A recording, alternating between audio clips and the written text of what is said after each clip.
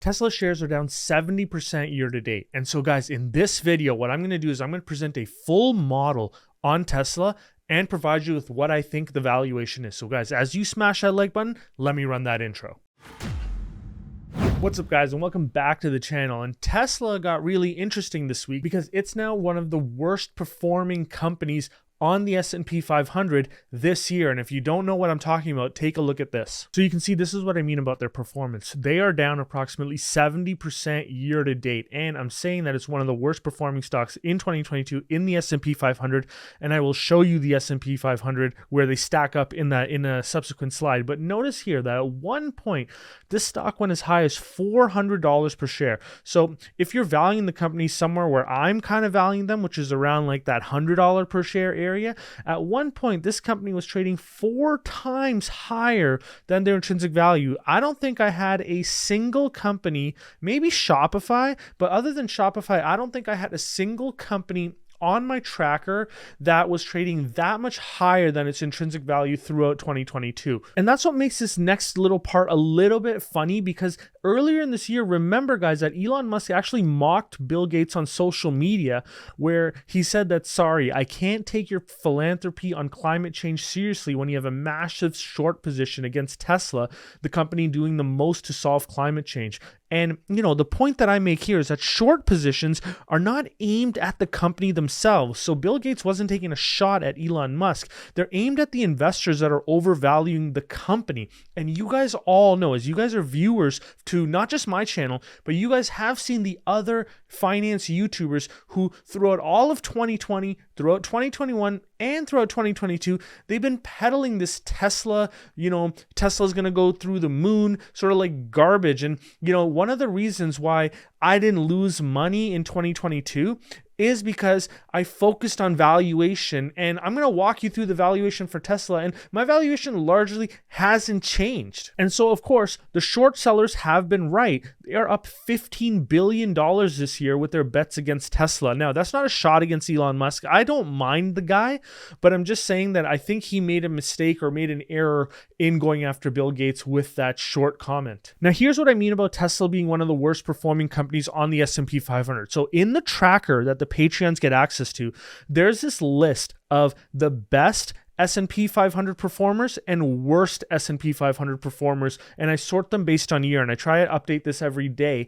And so notice that Tesla is actually the 4th worst performing company in the S&P 500 over the last year. And so that just goes to show you how much sort of confidence investors have lost with Tesla just this year alone. But I think the bigger story that's here is that there's just been a lot of people who were expecting superhuman results from this company, and a lot of those expectations are now coming back down to earth, which is what a lot of people were saying all throughout 2020, 2021, and 2022. One of the reasons why I never even talked about Tesla on this channel is because I didn't have anything positive to say about where the shares were trading. And now that it's coming down to sort of like the stratosphere, or at least down to earth, you can actually have a conversation about its valuation. Okay, so let's get into our analysis of the company. So for those of you who are not in the know, Tesla largely has their 4 major models. And of course, you got the S, I think that's their most luxurious model.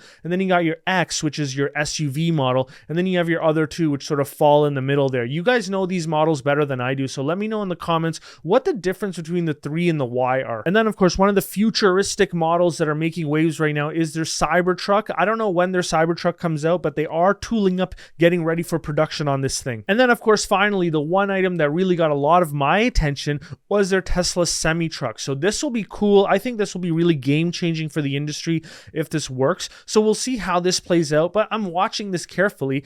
I like the idea of a battery powered semi-truck, but the issues that I think it's going to cause is that how far can you travel down the road before you have to sort of recharge? And drivers will drive for 8 to 10 hours a day. Can this thing run for 8 to 10 hours with a full load without having to be recharged? I don't really know. But what that really is a learning opportunity for me. I really want to see how far along they are on this, and I will dive deeper into that, just like how I dive deeper into the segments for Alibaba. I'll get more information as time goes on that segment and just understand that Cybertruck, the market, and sort of like who your customers are going to be, who's sort of excited about this and who your competitors in the space are as well. And the one product that I'm very excited about, but a lot of people haven't really talked about, is the potential for Tesla to get into the RV space. Now, you guys might not know this, but I'm crazy about RVs. I love RVs as just even like a daily driver. I just like the fact that there's so much utility with these things. And so I would be excited to see something like this come out. And I think it could take the RV industry by surprise, but I don't know how much they're talking about it right now, but this is something that would be really exciting for me. And you guys know that I invest in RV manufacturers as well. Thor Motor Coaches is actually one of my best performing securities in my portfolio this year in 2022. The cash secured put for that is expected to come off. So we'll see if I repurchase Thor by way of shares or by selling additional cash secured puts as, of course, 2023 rolls on. Now let's get into the details a little bit. So you can see that the production facilities are being built out and Tesla is winning with the consumer and taking market share in every market that it's in. And owning a Tesla has really become a status symbol from my perspective. And so you can see that in California, they're building out the Model S's and the Model Y's. Also, they're building out the Model 3s and the Model Ys, and they're increasing production as well. I think they're trying to get this to around 600,000. I might be mistaken there, but they also have a large facility in Shanghai. A lot of people who watch this channel know that because I talk about the Shanghai facility as I talk about, just the Chinese economy in general. And then, of course, notice that they are building out facilities in Berlin, in Texas, as everyone's aware of, and then there's other facilities that they're looking to build out right now. They're all in development. Of course, Cybertruck, the Semi, the Roadster. I didn't really talk about the Roadster, but then also a future product, which I hope is their RV. It's all in development right now. And the one thing that I do want to point out is notice how even in the US and Canada, they only have, just under 2.5% market share in the vehicle market. I don't know how much market share they have relative to electric vehicles, but we know that, in US and Canada, they're moving more towards just effectively mandating that people have EVs or electric vehicles. But, the area that I think is very interesting for them is the rate at which they're growing in China. And I think although every market presents a blue ocean opportunity for them, or I'd almost say like semi-blue ocean because there is more and more competition coming, China can really be the rocket fuel to make Tesla the most valuable company in the world. I think that's a great market for them. And the fact that they're there early and already selling EVs is very good. And so, for people who believe that there is blue ocean's opportunity for Tesla, you're seeing it in the numbers. You're seeing it in the increased amount of deliveries. They're having a fantastic 2022. I would say that 2022 is probably not up to expectations from the community, but just when you're looking at the financial statements alone, it's a fantastic year. And overall, what I think keeps Tesla very competitive is that I believe, and I just wrote it here, is that their success has largely been due to the significant advances in technology in the early stages of the industry. But I do want to provide some caution here because just like how Samsung caught up to Apple's iPhones, other auto manufacturers are closing the gap. So there could be pricing and margin pressures in the future. There could also be a misstep by Tesla, similar to how Meta burned a ton of capex focusing on the new thing. We need to be very careful and take that possibility into account with our valuation.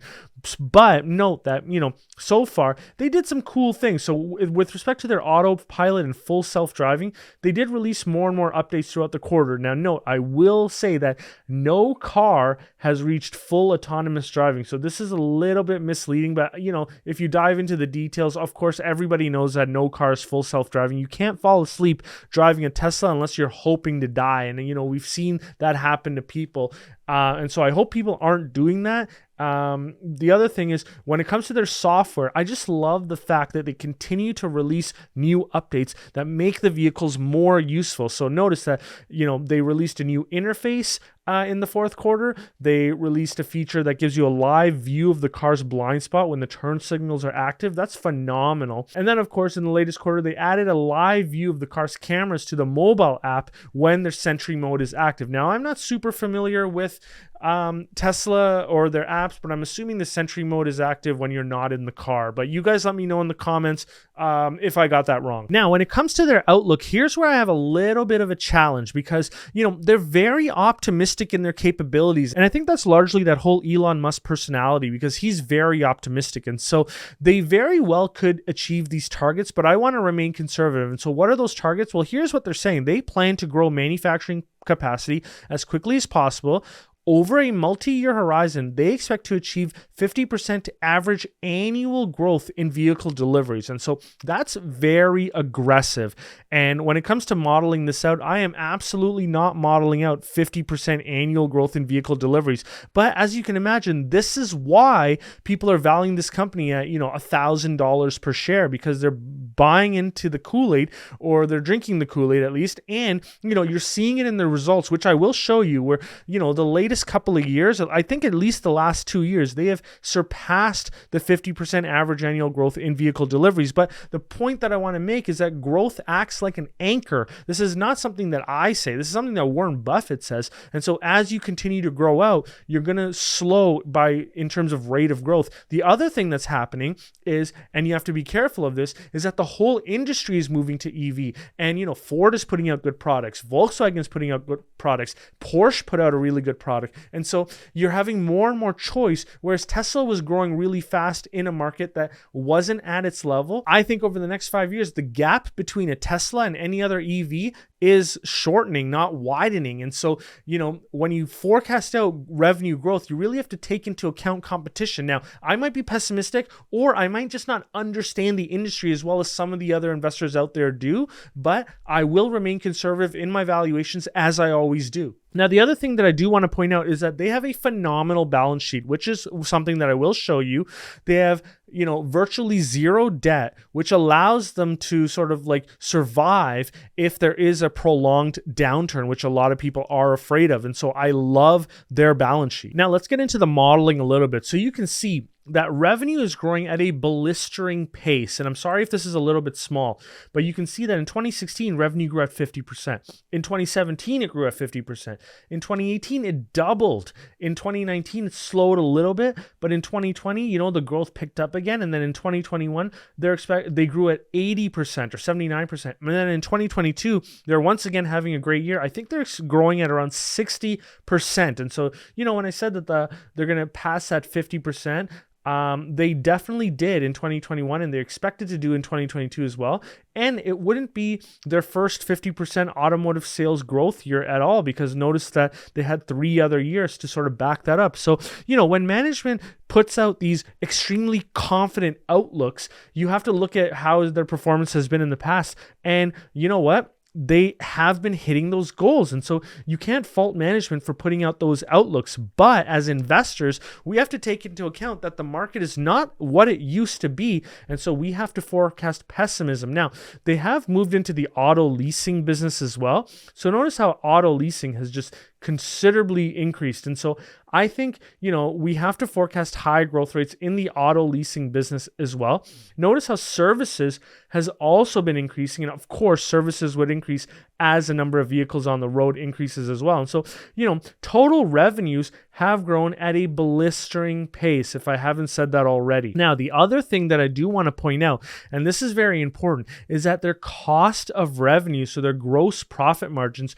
are increasing. So in 2021, notice that their cost of revenue declined to 75%. And in 2022, that's exactly the rate at which it's moving on. Now, just a quick plug, guys, if you want access to that Tesla model and all the other models on my channel, which include the Alibaba model, the Tencent model, Microsoft, etc., Zoom, whatever, you name it, you can get access to all those models at the lower tier of the Patreon. And if you want to join us for an epic live presentation every month, you can join us at the upper tier. Now let's get into the forecast for revenues for Tesla. So you can see here in 2022, this is what I'm expecting 2022 to come in at. So I'm expecting automotive sales to increase by 61.4% this year. And that's basically just the run rate that they've had over the last 9 months. And so, I wrote it up here. They're having an exceptional 2022, but we are treading into a potentially rough 2023. And despite that, I'm giving them 50% of their automotive sale growth rate for the next 5 years, or at least 1, 2, 3 years, I would say.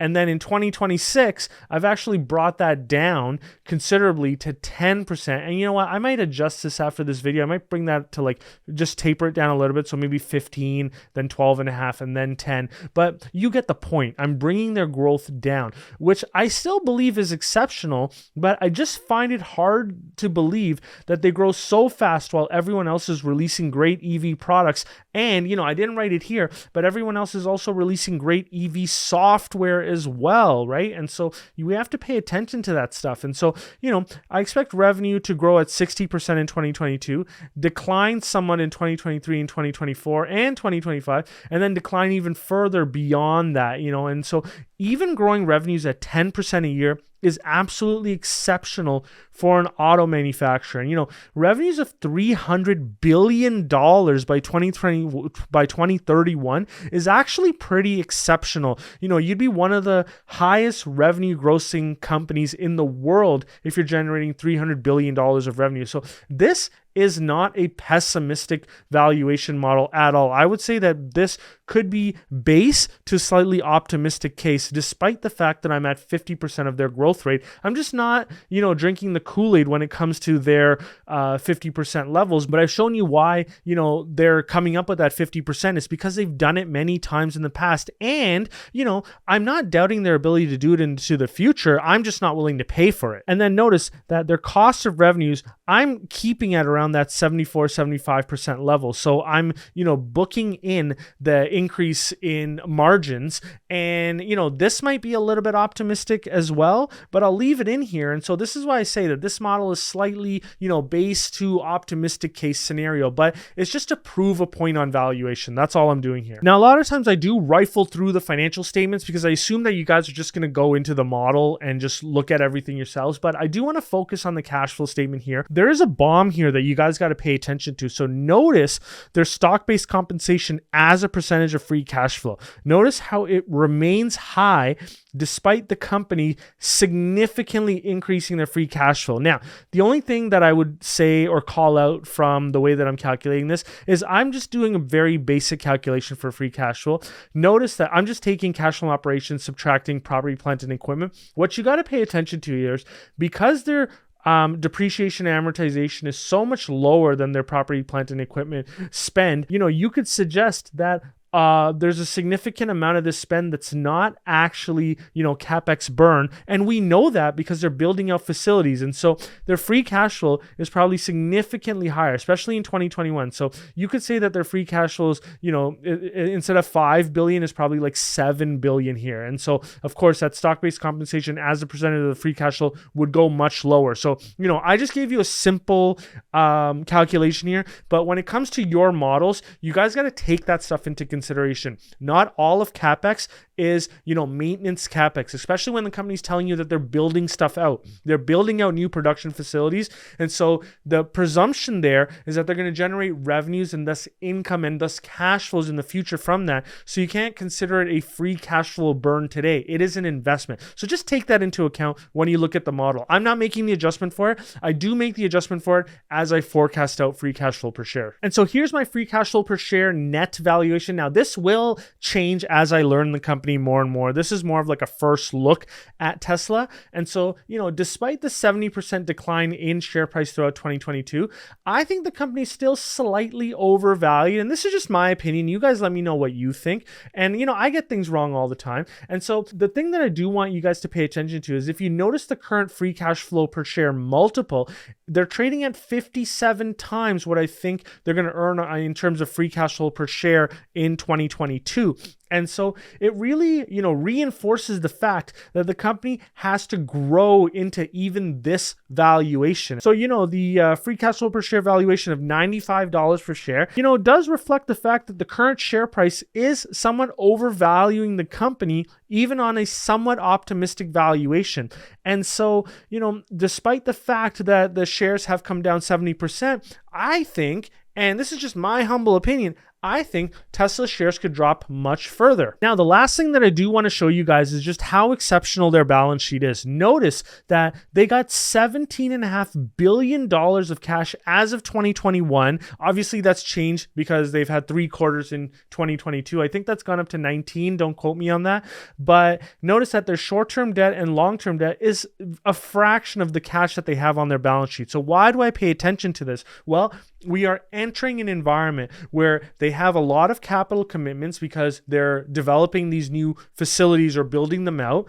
And 2, we're entering into a downturn. So companies need cash to survive in a sort of downturn environment, especially in auto manufacturing that's very capital intensive. You want to have a company that has a ton of cash on hand. And so I think they're well suited for a potential downturn. Now, I'm going to leave that there. Let me know what you guys think in terms of what Tesla is worth. Now, the other thing that I do want to point out is that if you want access to this model, once again, you can get access to it at that lower tier of the Patreon, which is just $5 a month. And effectively what you're doing there is you're just buying me a couple of coffees every month to get access to all the research that I do on these securities. And if you want to join us every month, you can join us at that upper tier. Now, the other company that I did a ton of research on recently, and I'm getting a lot of well-reviewed comments in the comments for that video, is Tencent. And so if you haven't seen that video, I'll link it right here.